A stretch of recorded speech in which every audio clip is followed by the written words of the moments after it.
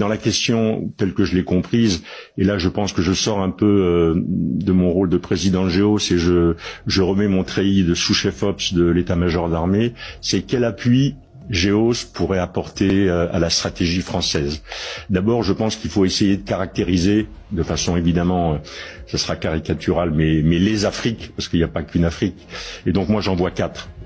Je vois une première Afrique, c'est l'Afrique de l'Ouest et le Sahel, c'est l'Afrique des risques et c'est l'Afrique des frottements stratégiques avec nos compétiteurs. C'est celle dont la France est en train d'être expulsée. Il y a une deuxième Afrique, je ne veux pas dire que c'est l'Afrique centrale, c'est l'Afrique du centre et c'est celle qui est l'Afrique de la francophonie et des ressources stratégiques. On vient de découvrir des gisements incroyables en terres rares et en minéraux rares au Zimbabwe. Et les Chinois y sont déjà, les Russes y avancent. Je ne pense pas que des sociétés françaises aient déjà examiné leur engagement au Zimbabwe. Il y a ensuite une troisième Afrique qui est l'Afrique australe. Je pense que c'est l'Afrique du business. Et parmi les plus grosses économies, il y a évidemment l'Afrique du Sud. Donc c'est plutôt ce domaine-là qu'il faut privilégier. Et puis enfin, il y a l'Afrique de l'Est. Et pour moi, l'Afrique de l'Est, c'est l'Afrique des flux commerciaux entre le canal du Mozambique, entre la mer Rouge, entre ces lignes-là. Et c'est ça qui sont les priorités. Sur l'Afrique de l'Ouest, et je vais me concentrer là-dessus, puisque j'ai pas tellement de légitimité pour les autres Afriques. Pour l'Afrique de l'Ouest, je pense que d'un point de vue macro, la problématique est très différente d'une problématique qui serait simplement sécuritaire ou économique. Ce qui est en train de se jouer en Afrique de l'Ouest, c'est toute une zone d'Afrique qui est en train de basculer et qui pourrait devenir le levier de nos compétiteurs, et notamment de la Russie, pour imposer un modèle de société qui n'est pas le nôtre. C'est ça qui se passe. C'est pas uniquement la sécurité. Et on voit cette espèce de traînée de poudre.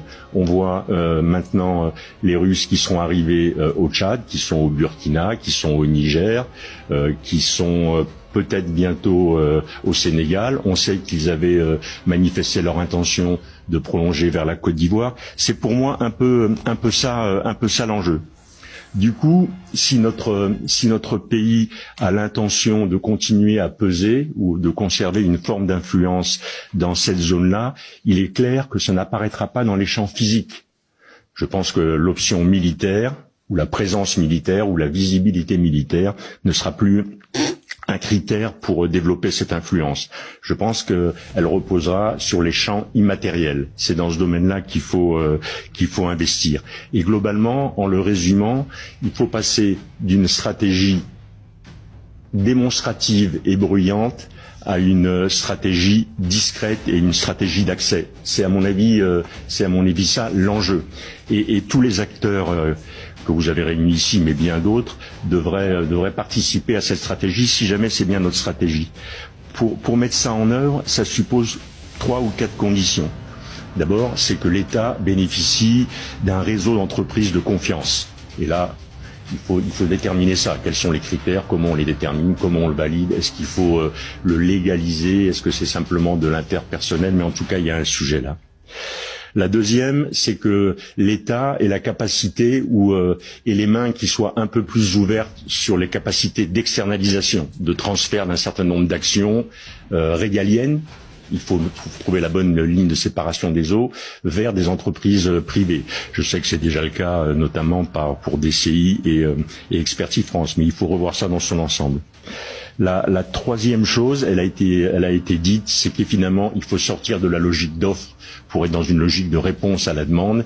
Et dans ce domaine-là, il faut aussi être capable de susciter la demande.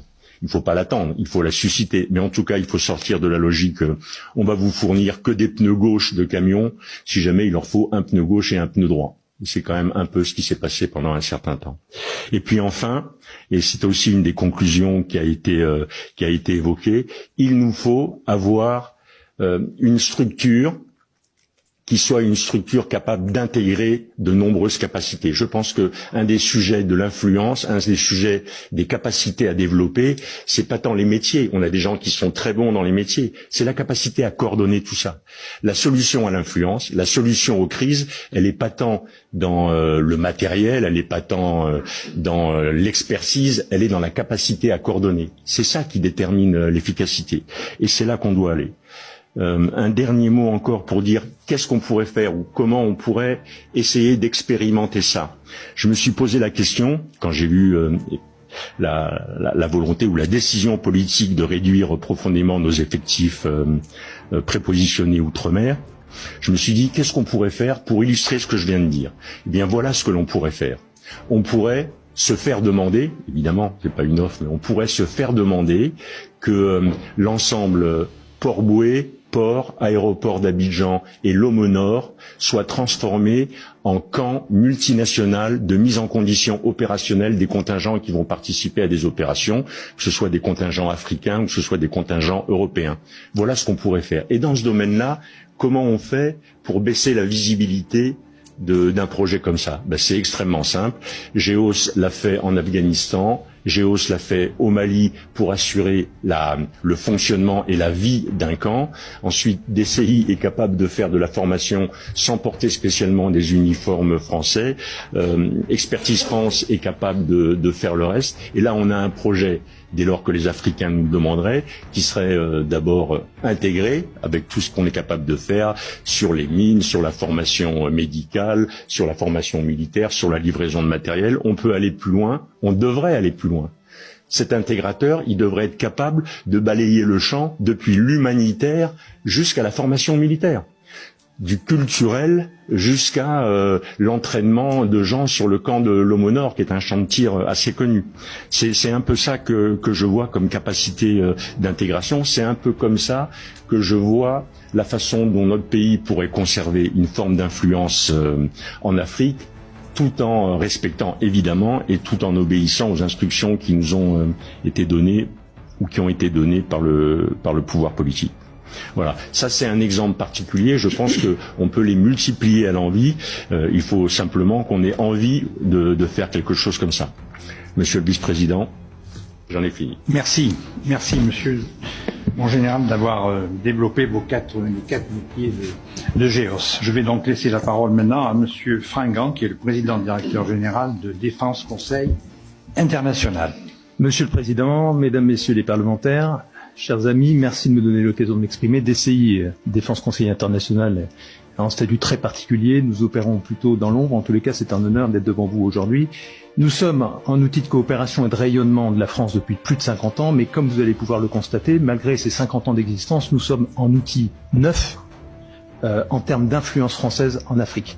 Pour éclairer mon propos, si vous me permettez, j'articulerai celui-ci en 3 temps. Dans un premier temps, très rapidement, je rappellerai en quoi, et je vous exposerai en quoi DCI est un outil d'influence très particulier au bénéfice à la disposition du ministère des Armées, avant d'évoquer devant vous la stratégie que DCI a retenue ces dernières années pour se positionner comme outil d'influence en Afrique. Et enfin, je terminerai en évoquant les résultats intéressants que nous avons pu obtenir ces toutes dernières années, et notamment durant l'année écoulée. Premier point en quoi DCI est un outil d'influence de la France et plus particulièrement du ministère des Armées. Pour aller à l'essentiel, je pense qu'il est important de revenir à la genèse, à la création de DCI. 1972, DCI a été créé pour accompagner les grands contrats d'export à l'armement et assurer la formation opérationnelle dans le cadre de ces grands contrats d'export.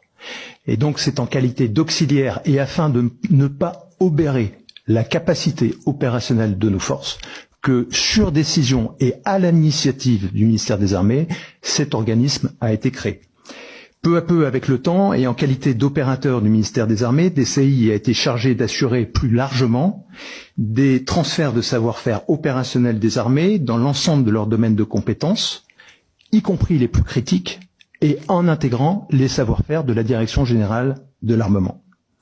Tout cela, évidemment, vous l'avez compris, dans le cadre de programmes de coopération internationale.